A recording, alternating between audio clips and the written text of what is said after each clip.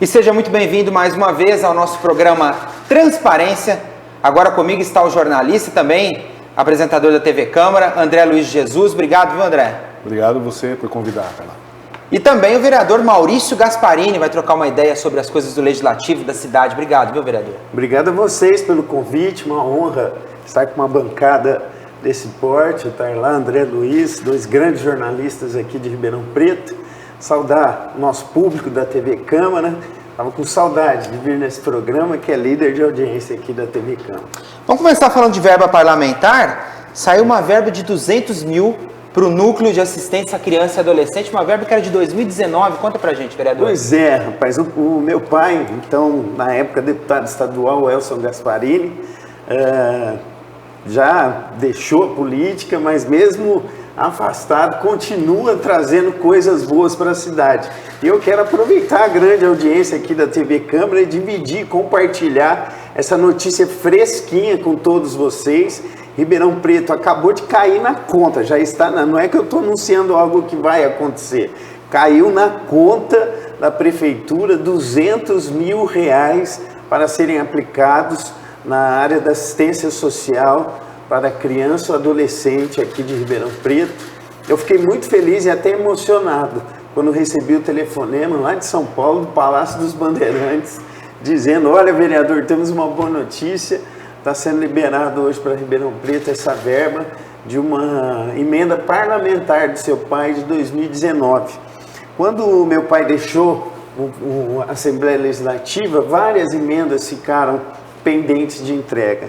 E alguns governadores que passaram não honraram essas emendas. Geralmente o governador que está no seu mandato, ele acaba prestigiando os deputados que estão no mandato. Os que já saíram acaba perdendo essa emenda e é ruim para as instituições que ficam aguardando, né?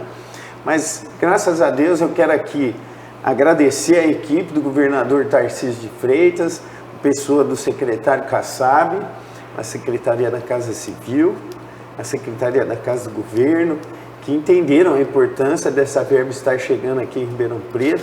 Foi um esforço hercúleo para que não se perdesse essa verba. E eu tenho certeza, parece pouco, 200 mil reais. Mas na época de 2019, isso era muito dinheiro. Infelizmente demorou 4 anos para chegar na cidade.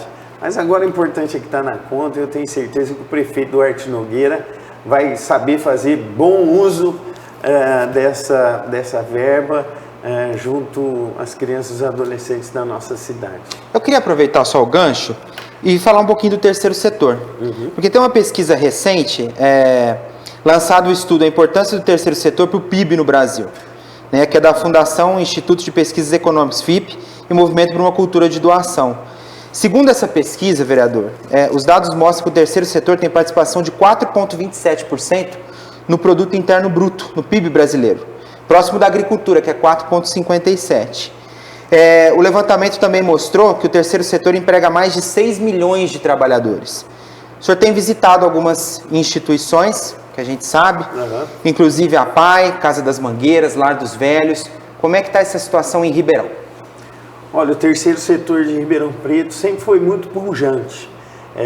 Na história da nossa cidade, nós temos instituições aqui em Ribeirão Preto que já são quase centenárias e que prestam relevantes serviços à nossa sociedade.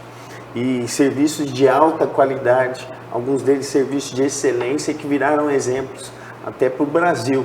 Nós temos aqui o nosso Hospital do Câncer, nós temos a Abrácia, nós temos a PAI de Ribeirão Preto e temos ainda várias instituições do terceiro setor que prestam serviço na área do ensino no contraturno, né? Onde elas acolhem as crianças fora do período de escola. Se estuda de manhã está na escola, à tarde vai para a instituição de contraturno. Se estuda à tarde, de manhã está no contraturno. Então nós temos instituições aqui que realmente fazem a diferença e impactam vidas. É um setor que ainda sofre muito devido às verbas públicas não chegarem da forma que deveriam chegar nesse setor. O que a gente tem incentivado é que essas entidades realmente se profissionalizem. Nós temos agora uma vertente no terceiro setor que é aquilo que a gente chama de empreendedorismo social. Aqui no Brasil nós temos uma cultura, André, de que essas instituições elas têm que sobreviver através de vender pizza, feijoada, costelada, ou se não aguardar uma verba de uma emenda parlamentar de um deputado ou uma verba de uma prefeitura. Não, essas instituições, elas têm que ter excelência profissional, elas têm que sobreviver e terem a sua sustentabilidade através da sua expertise e da sua administração. Aquela ajuda do governo, aquela ajuda de um deputado, tem que ser encarada como algo extra e não como a alma da sobrevivência dessa instituição. Então a gente está tendo que mudar a cultura, muitas delas já se adaptaram. Hoje a gente tem algumas instituições aqui em Ribeirão Preto que não dependem de um centavo sequer das finanças públicas. Então está aí a realidade que mostra que é possível fazer com dinheiro privado, com profissionalismo e com centro de excelência. Hoje nós temos profissionais aqui na cidade, de todas as áreas, esperando por essa oportunidade. Mas, logicamente, que nós temos que entender que a administração pública tem que se mostrar como uma parceira, né? Em acudir na hora que essas entidades mais precisam e está ali para dar todo o suporte que a legislação permite. Então, nós temos convênios com a prefeitura, convênios a nível estadual e convênios também a nível federal. Muitas dessas instituições não estão preparadas sequer para participar da parte burocrática de como conseguir verbas públicas. Muitas delas não têm a utilidade pública ainda, não tem uma contabilidade financeira da instituição, muitas delas não têm nem CNPJ. E quando um vereador ou um deputado tenta ajudar de alguma forma, a gente não consegue. Quantas e quantas verbas não foram perdidas aqui em Ribeirão Preto, porque os deputados enviam R$500 mil, por exemplo, uma entidade. Isso não aconteceu uma, nem duas, nem três, foram centenas de vezes na história aqui de Ribeirão Preto. E esse R$500 mil se perde por não ter documentos que precisam ser apresentados na Assembleia Legislativa ou no órgão público para que essa emenda parlamentar seja liberada. Então, eu acho que aonde o poder público precisa atuar bastante é naquilo que eu chamo de capacitação. A gente tem que deixar as nossas instituições de terceiro setor funcionando perfeitamente, até o dia em que a gente possa ouvir delas: olha, obrigado, vai ajudar outra entidade, porque aqui nós estamos andando com as próprias pernas e não precisamos mais da ajuda do governo. Esse é um sonho que eu tenho e eu tenho visitado essas instituições, me colocado à disposição. Hoje nós temos alguns programas aqui na cidade e a gente há de louvar. Uma delas é uma iniciativa de um grande empresário, Dr. Chaim Zahar, um programa que chama Mentoria Social. Tem feito a diferença na vida de muitas instituições aqui da cidade. Eles pegam uma instituição que já está prestando um serviço em algum lugar na cidade, mas que não sabe crescer, não tem nada pronto em termos de existência jurídica. Aí leva para essa mentoria e lá eles dão passo a passo de como tornar isso uma realidade. Nesse mês mesmo eu fui procurado por uma professora que está dando aula junto com um grupo de professores numa comunidade aqui da Zona Leste de Ribeirão Preto. Já estão impactando quase 200 crianças todo sábado com aulas de reforço. Maravilha. E é uma instituição que existe de fato, mas não existe de direito. Então amanhã, se elas quiserem crescer, ter um prédio, uma escolinha, elas não vão poder, porque não existe juridicamente. E é aí que o poder público tem que entrar. Eu vou fazer uma indicação ao prefeito municipal para que a gente possa ter dentro de algum departamento da prefeitura, seja na área da assistência social ou na área da educação, um departamento que esteja ali de prontidão para servir essas entidades que estão começando e que não têm a mínima noção do que é preciso legalmente para existir, de como fechar um convênio a nível municipal, estadual ou federal. Falta isso e a gente vai correr atrás disso. Maravilha, André, por favor. Vereador, você também está encampando aí um projeto para a instalação do Instituto Federal aqui em Ribeirão. Bom, né? essa é a última notícia boa que nós tivemos aqui em Ribeirão Preto, de grande porte, a vinda do Instituto Federal. A vinda do Instituto Federal é aguardada há muito tempo. Vocês que estão aqui há um tempinho já na Câmara junto com a gente, né? Já estou no meu terceiro mandato. Vocês acompanharam essa novela, vamos pôr assim, mas no bom sentido. Eu acho que todos os esforços que foram envidados no passado trouxeram essa realidade de hoje. Aqui eu quero lembrar figuras como a do meu pai, prefeito, então na época prefeito Elson Gasparini, a figura do ex-vereador Jorge Parada, que foram duas pessoas que lutaram muito pela vinda desse instituto, inclusive até com disponibilização de terrenos, né? Eu me lembro que o terreno ali da Cianê era voltado para o Instituto.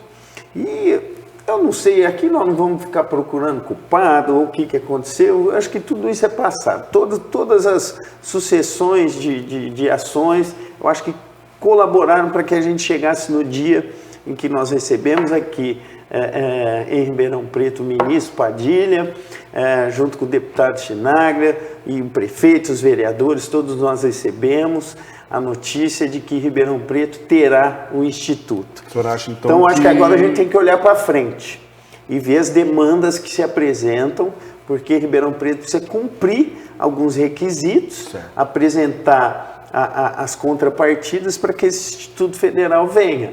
O grande desafio é a gente não errar na escolha do lugar onde vai ser esse instituto. Já está encaminhado esse lugar? Olha, nós fizemos aqui na Câmara, presidida pelo vereador Maraca, que fez um trabalho brilhante, a Comissão Especial de Estudos, para que a gente desse o nosso parecer. Nós visitamos algumas instituições de ensino que nesse instante estão fechadas em Ribeirão Preto, fomos na FAARP, fomos no Metodista, fomos também lá nas instalações da antiga Cianê, vimos várias áreas da cidade, fizemos um parecer, um relatório e já está sendo enviado para a administração pública, executiva, também ter mais essa colaboração, a opinião do Poder Legislativo.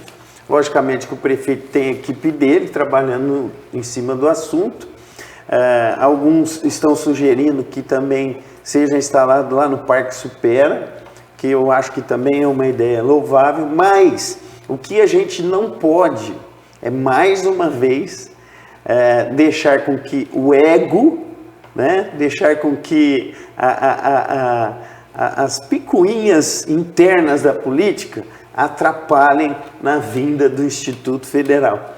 A união faz a força. Sim. Então, Ribeirão Preto, vereadores, prefeitos, funcionários públicos, todos nós temos que nos unir e chegar num consenso o mais rápido possível, apresentar para a equipe federal que está acampada aqui em Ribeirão Preto, do Instituto, analisando junto com a gente todas essas possibilidades.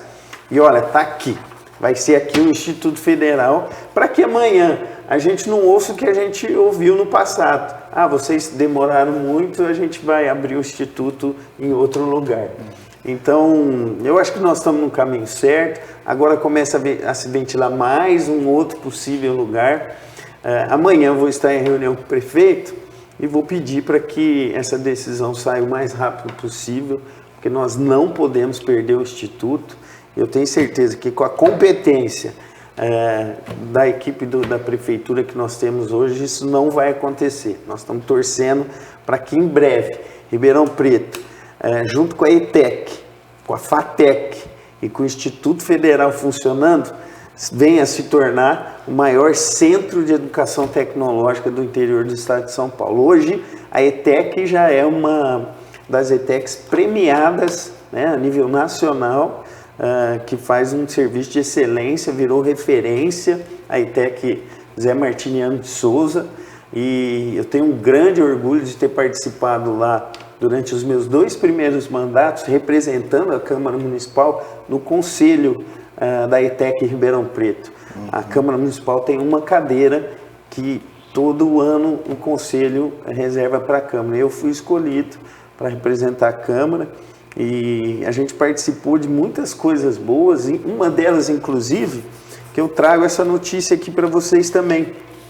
Nós conseguimos, parece brincadeira, mas depois de 10 anos de luta, pessoal, foram 10, eu trouxe aqui até documentos que corroboram o que eu vou dizer agora. Quando o meu pai era deputado estadual no seu 2º mandato, eu estava entrando aqui na Câmara Municipal, meu primeiro mandato. E no meu primeiro mandato, eu e meu pai fomos para São Paulo, tem esse documento aqui, ó, no orçamento para 2013. Lembra, Gasparini? A verba geral aprovada é de 105 milhões para ampliação e expansão da educação profissionalizante na ETEC de Ribeirão. Essa verba nós fomos conseguindo em partes.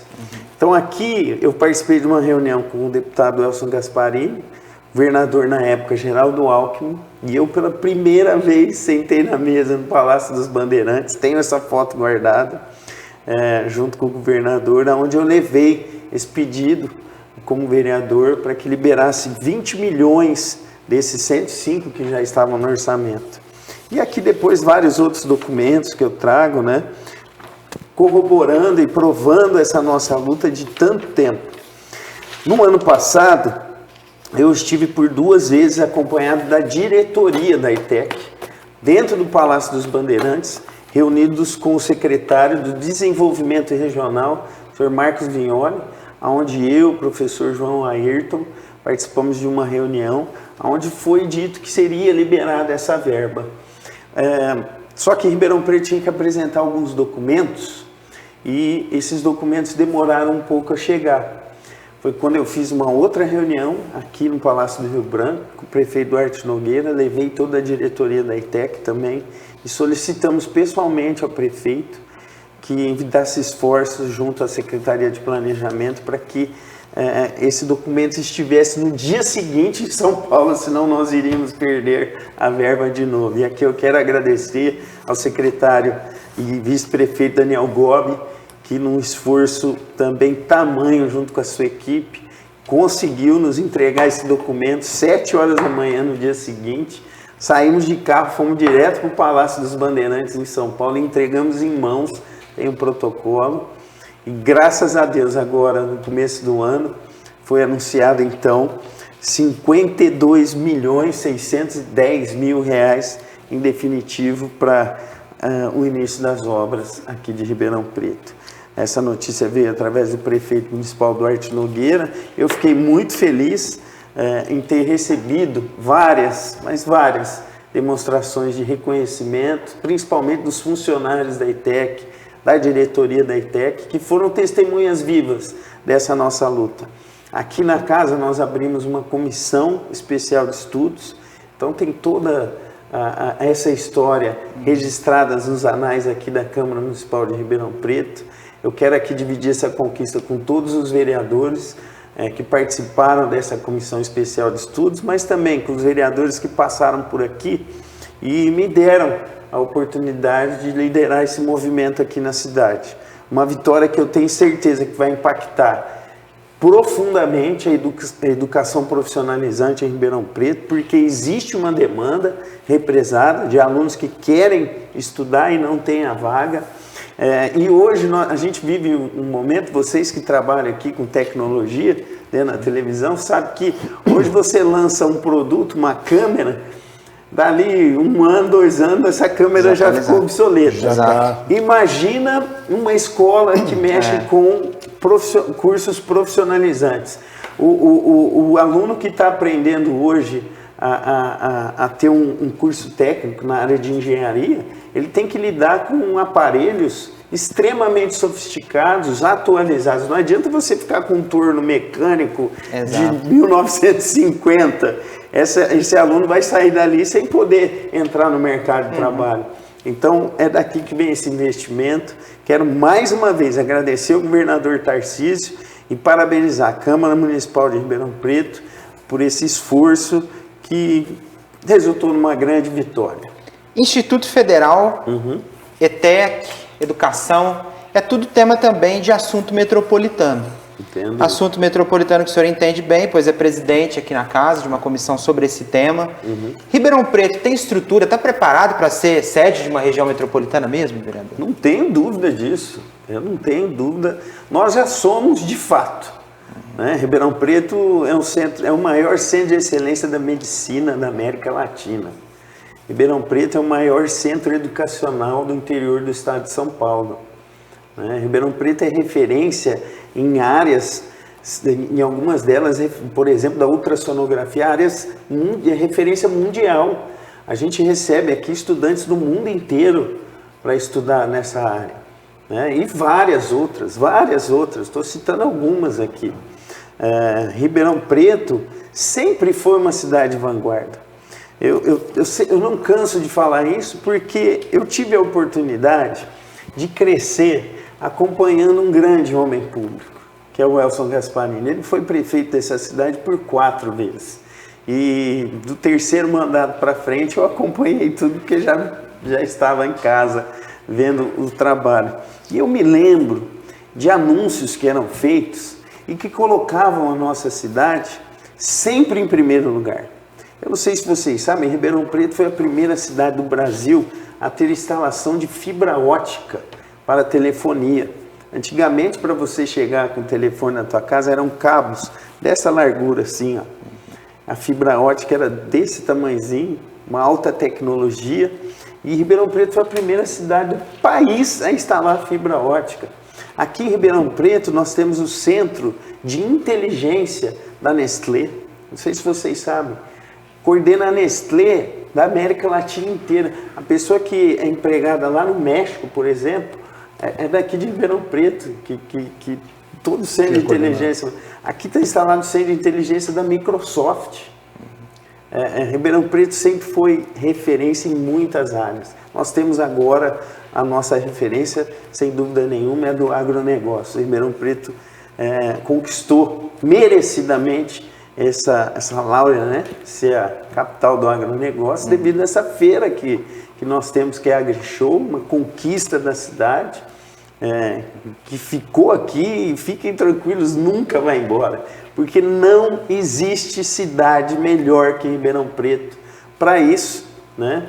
Agora, nós temos que vencer alguns desafios, Tarla, que estão represados, e eu acredito que só através de uma força de uma região metropolitana que a gente vai conseguir vencer isso. A região metropolitana de Ribeirão Preto é a maior região metropolitana em termos de número de cidades. São 34 cidades. É um conglomerado que chega a quase, hoje deve estar beirando aí a quase 2,5 milhões de habitantes, né?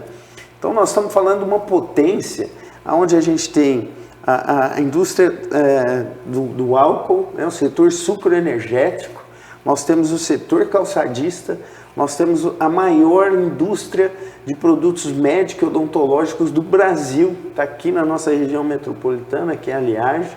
Então nós somos referência em muitos setores, né? E eu não tenho dúvida que a gente vencendo obstáculos, como por exemplo a instalação do aeroporto internacional, ninguém segura a gente, ninguém segura a gente. O que eu acho que tem faltado bastante é a união, principalmente da classe política. Eu sinto até um clima bem melhor dos últimos anos para cá, desde que o Nogueira entrou na prefeitura, teve o seu primeiro mandato, grandes desafios a serem vencidos. A gente sentiu um pouquinho a classe política bastante desunida. Eu entendo por quê, porque nós passamos momentos bastante difíceis aqui, mas hoje eu sinto um movimento um pouco diferente, a classe política um pouco mais unida, pensando mais na nossa cidade, deixando um pouco as bandeiras ideológicas de lado, porque a gente sente que a gente conseguiu vencer uma pandemia, né? Nós conseguimos vencer uma recessão econômica que foi seguida de uma pandemia. Então acho que a gente tinha tudo para dar tudo errado, e mesmo assim a gente consegue ser um país de referência.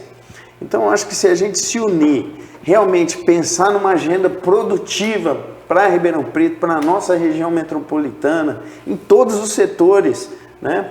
Na área da segurança pública, na área da saúde, na área da educação, do transporte. É urgente isso, nós pensarmos no transporte metropolitano. Ribeirão Preto, uma grande cidade, temos que instalar terminais metropolitanos para atender o transporte intermunicipal. Eu não me conformo com essa cena de ver vans, ônibus despejando mães, pais de família nos balões que cercam a nossa cidade, né?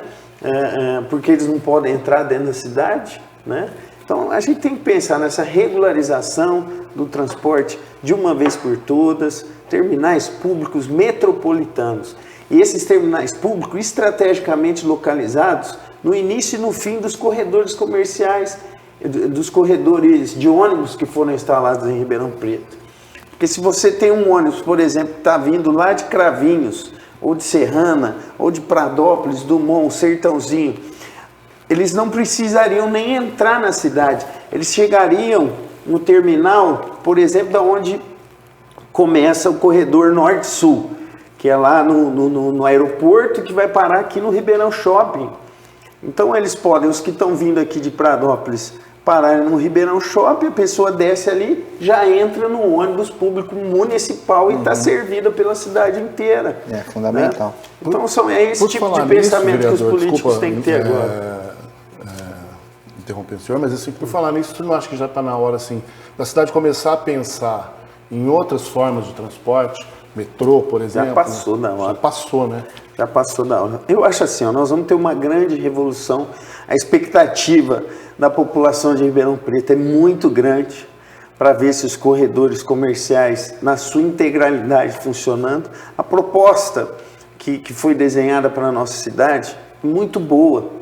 A gente acredita que até final do ano que vem, Ribeirão Preto seja a cidade dos 15 minutos. Se você quiser sair da sua casa e ir para um lugar, você não vai demorar mais do que 15 minutos se você pegar um ônibus. Essa é a ideia de tudo que está acontecendo na nossa cidade. Logicamente que para você estar lá, comer um omelete gostoso na sua casa, né? No sofazão ali, você tem que primeiro quebrar os ovos. Então é isso que nós estamos fazendo, nós estamos nessa fase, nós estamos quebrando os ovos. Está demorando demais? Algumas obras sim.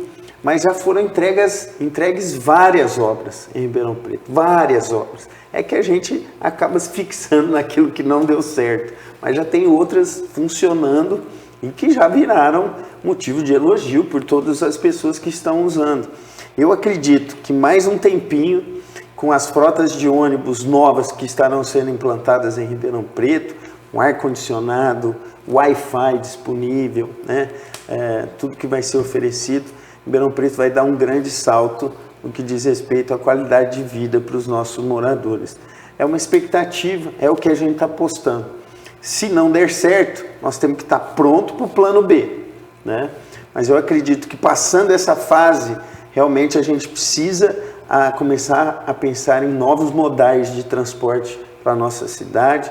Tem veículos leves sobre trilhos, tem várias coisas que a gente precisa pensar. A quebra de paradigma é sempre um desafio a ser vencido.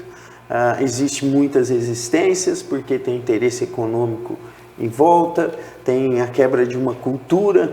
Vocês, Tarlá é meio novinho, não sei se ele pegou essa época, mas você deve lembrar que é da minha geração, dos trólebus elétricos. Eu lembro. Você lembra? Virgínia ali. Eu lembro da cena que as pessoas tinham medo de subir no trólebus porque iam morrer eletrocutadas. Lembra disso? Lembro. Então, além de você trazer uma inovação tecnológica para a cidade, você precisa dar educação para o povo antes. O povo precisa estar preparado para receber essa inovação tecnológica, né? Quando a gente fala de inovação, a gente precisa ter uma responsabilidade muito grande, porque ela tem que ter um preparo para isso. Hoje nós temos instalado no centro de Ribeirão Preto uma inovação tecnológica, que na área acadêmica, quando a gente estuda, é tudo que uma cidade sonhou.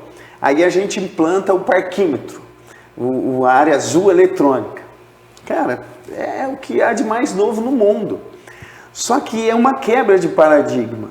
O certo seria ter dado a educação para a população. Ó, vai funcionar assim, você vem aqui, pega o seu celular, mira aqui. Mas hoje as pessoas estão desesperadas porque ninguém sabe usar a área azul eletrônica. Aquela coisa que seria super simples se torna um bicho de sete cabeças para a população. Outro dia mesmo vieram me procurar, olha como que um idoso faz para pôr uma área azul. Eu falei, mas como assim? Qualquer idoso hoje tem um celular. Mas vamos olhar essa dor então com carinho. Aonde que a gente errou? Né? Eu acho que a gente tem pecado um pouco nisso. Não adianta simplesmente pegar o instrumento, a inovação e implantar. A gente primeiro precisa dar a educação para o povo, primeiro do benefício que isso significa e, logicamente, de como usar essa ferramenta. Tem pessoas que são já predispostas, têm mais facilidade com isso, tem outras que não têm. Você lembra quando os bancos começaram a fechar os caixas e abrir caixa eletrônica? A gente ficava desesperado. Tinha um caixa eletrônico vaziozinho aqui, você olhava a fila, estava lotada, porque a pessoa queria ir com o boleto. Pagar. Não, se eu não levar esse boleto aqui, eu não tenho que comprovar depois que eu paguei. Não é? Hoje não existe mais caixa, é tudo caixa eletrônico. Então foi educando a população até quebrar esse paradigma. Pedágio, eu tenho certeza que mais um tempinho não vai ter mais cobrança em pedágio de pessoas te esperando com a nota ali. Você viaja para a Europa, para os Estados Unidos hoje, não tem mais pessoa física em pedágio, é tudo eletrônico. Sim. Né? Lógico, tem um lado ruim, que gera um desemprego, mas a gente se reinventa. Gera um desemprego num setor, gera emprego em outro, né? Que alguém vai precisar construir essas máquinas, não tenha dúvida disso. Vereador, infelizmente a gente já estourou o nosso tempo. Recadinho rápido para as pessoas. Caramba, passa rápido. 32 minutos de programa. Puxa vida. Recado. Não, eu quero só agradecer essa oportunidade da gente poder falar um pouquinho sobre o nosso trabalho, sempre pensando no futuro de Ribeirão Preto. Nós temos um grande desafio pela frente nos próximos 2 anos. Nos resta 2 anos de mandato, né? Já começa no ano que vem mais um ano eleitoral, onde nós não podemos deixar com que isso atrapalhe a agenda que realmente uma cidade tem que ter. Né? Na hora de campanha, que são os 3 meses finais ali do ano que vem, tudo bem, vamos fazer campanha, mas até lá vamos trabalhar até o último dia do mandato aqui, tentando representar muito bem a população. Eu estou aqui no gabinete 21, 3607-4048 é o nosso número. E se você quiser entrar em contato diretamente comigo, tem o meu Instagram, Maurício_Gasparini, ou se não, através do nosso Facebook, Maurício Gasparini. Muito obrigado, querido. Eu que agradeço a participação do senhor. Obrigado por aceitar o nosso convite. Obrigado. Obrigado, André. E a você que se identificou com o trabalho do vereador, procure a Câmara, procure a casa, liga no gabinete, venha até aqui, quer propor algum projeto? Converse com o vereador, quer fazer alguma reclamação? Também, a casa é sempre sua. Um grande abraço.